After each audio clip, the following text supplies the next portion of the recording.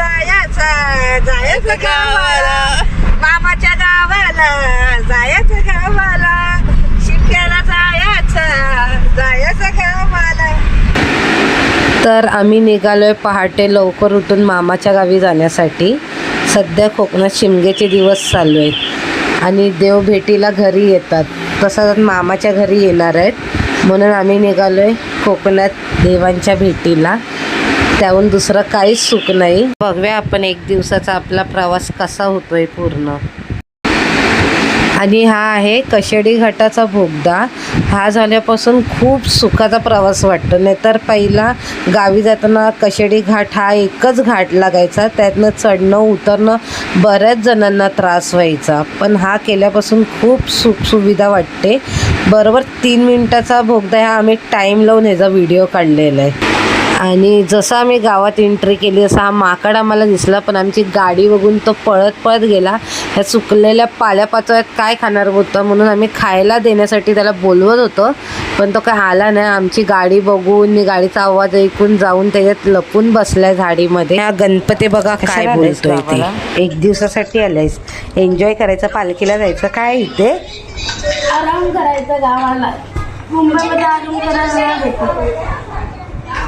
आणि मोबाईल बघून झाल्यावर साईश आणि मी निघालो वाड्याकडे, कारण की आमचे बाबा गुरांना पाणी घालायसाठी आणि चारा देण्यासाठी गेलेत वाड्यामध्ये. तर साईशला खूप त्याची आवड आहे, तर त्यासाठी आम्ही निघालो वाड्यात. आणि वाड्यात पोचल्यावरती साईश बाबांना विचारू लागला, ह्या म्हशीचं नाव काय ठेवलं आहे, तिचं नाव काय. सगळ्यांची नावं पाठ करून घेतली. छान असं बाळपण झालेलं म्हशीला. त्याच्यानंतर साईश सगळ्या म्हशींना चारा खायला घालतोय. दर टायमिंगला तो येतो तेव्हा तो येतो चारा घालायला दररोजचा, जोपर्यंत राहतो तिथपर्यंत. वाड्यातनं आलो आणि बघतोय तर इथे मामी आमची सारवण करत होती शेणाने. मुंबईची माणसं मुंबईला मुंबईसारखी, पण गावी गेल्यावरती गावची कामं करण्यात एक्सपर्टच आहे कोकणी माणूस. तशीच आमची मामीसुद्धा. आणि मामीने पटापट सारवण करून घेतला इथे. आणि अशी तयारी वगैरे केली. केसच बांधायची होती, तेवढ्यात मामी आली. पालखी जवळ आली करून पाठच्या घरात. पटकन रांगोळी काढून घे आणि मग केस बांधून घे. तेवढ्यात आम्ही गेलो रांगोळी काढायला दोघी मस्तपैकी. रांगोळी वगैरे काढली फटाफट सोपीत, कारण की तेवढा वेळ पण नव्हता. त्यासाठी काढून घेतली जशी जमेल तशी रांगोळी.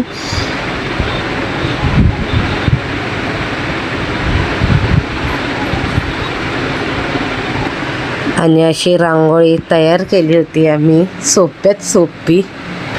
आणि आम्ही निघालो फोटो काढण्यासाठी, कारण की तेवढा वेळ पण नव्हता आमच्याकडे, म्हणून पटापट 2-3 फोटो काढून घेतले. आणि फायनली देव आमच्या घरात येण्यासाठी निघालेले आहेत.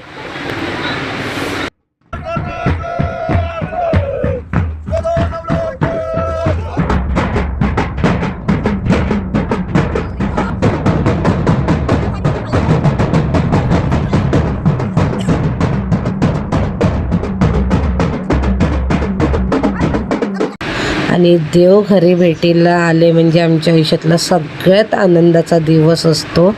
आणि पटापट मामीने अशा सर्व देवांच्या ओट्या भरून घेतल्या. आणि आमच्याकडे अशी पद्धत आहे की सगळ्यांच्या सुखासाठी असं गारानं घातलं जातं देवाकडे. दुसरी कोणाची बदलेस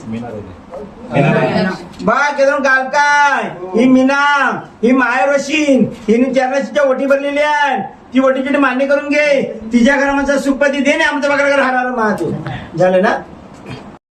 आणि सर्व आवरून झाल्यावरती झाडावरचा असा पेरू भेटलेला तो खाऊन घेतला. आणि बाहेर जाऊन आजोबा आजी मामांसोबत गप्पा मारल्या, कारण की आम्हाला परत निघायचं होतं मुंबईला येण्यासाठी. अशा गप्पा वगैरे मारून झाल्या आणि बॅगा वगैरे बाहेर घेतल्या काढून आणि निघालो मुंबईला जाण्यासाठी. काही तासांसाठीच आलेलो, पण एवढं बरं वाटलं, खूप छान वाटलं. कसा वेळ निघून गेला पटकन समजलंच नाही.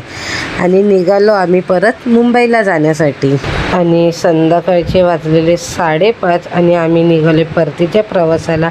बाहेर बघा काय व्ह्यू वाटतोय. कोकणात पावसाळ्यात या नाही तर उन्हाळ्यात या, इथे आनंद सुख आणि शांतता वाटते. आणि आम्ही थांबलो आहे मामाचं मूळ गाव म्हणजे खेड वरवलीमध्ये, इथे कुलदेवताच्या पाया पडण्यासाठी.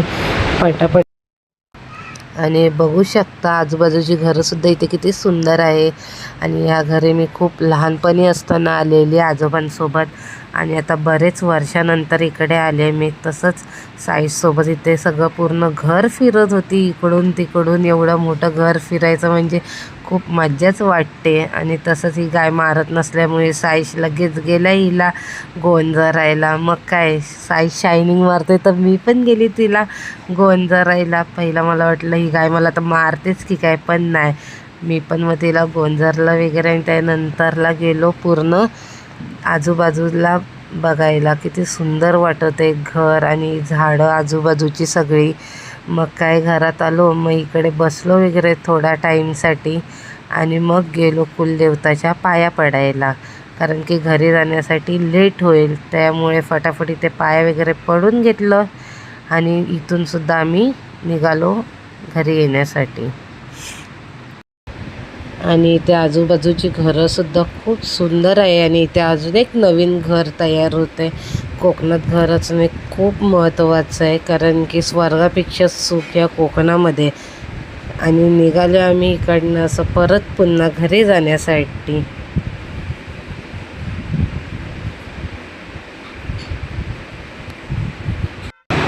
आणि हा नॉनस्टॉप प्रवास आता मुंबईच्या दिशेचा. गाडीमध्ये बसून आम्ही मस्त गप्पा मारल्या दिवसभर, काय झालं काय नाही सगळं एन्जॉय, एक एक मुमेंट्स आम्ही आठवत होतो. थोड्याफार गप्पा वगैरे मारल्या, मजाक मस्ती केली साईशसोबत खूप सारी. त्यानंतर मामा साईशला असं काय समजवतं पुढच्या गोष्टी. इथे मागे पुढे कधी तू मोठा होशील वगैरे ना, इथे या देवाने कधी ते हे करायचं, जेव्हा केव्हा येणार ना वेळ भेटणार पाय पडून जायचं. घर बंद असेल बाहेरून पाय पडायचं, पण जायचं.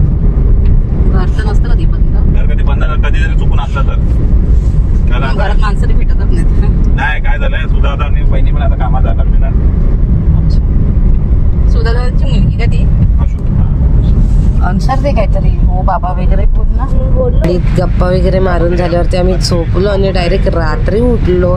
तर छत्रपती शिवाजी महाराज यांची आज जयंतीनिमित्त चेंबूरमध्ये असा जल्लोष होता. त्यानंतरला आम्ही फायनली पोचलो आहे चुनाभट्टीमध्ये, आमच्या घरी आलो आहे. आणि कसा वाटतो आहे आमचा एका दिवसाचा कोकणातला प्रवास, नक्कीच कमेंट करून सांगा आणि सबस्क्राईब करायला विसरू नका.